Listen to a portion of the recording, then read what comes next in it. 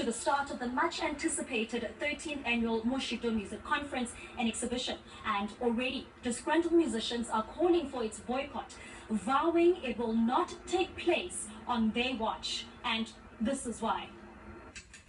Those guys of Moshito, they are there for us, but they are not actually taking care of us. They are taking care of their friends, their artists, and their own capitalist company.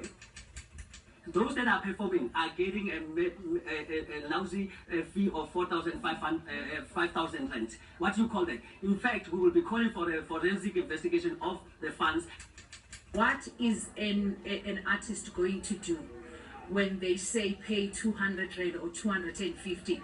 They know very well that these artists are not working, most of them. If you are funded by our government, so we must be part of any celebration that you are doing.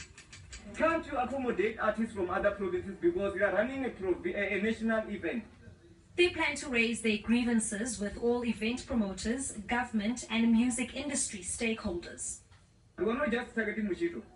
We are targeting every festival that is going to happen in this country and exclude artists because they are not popular.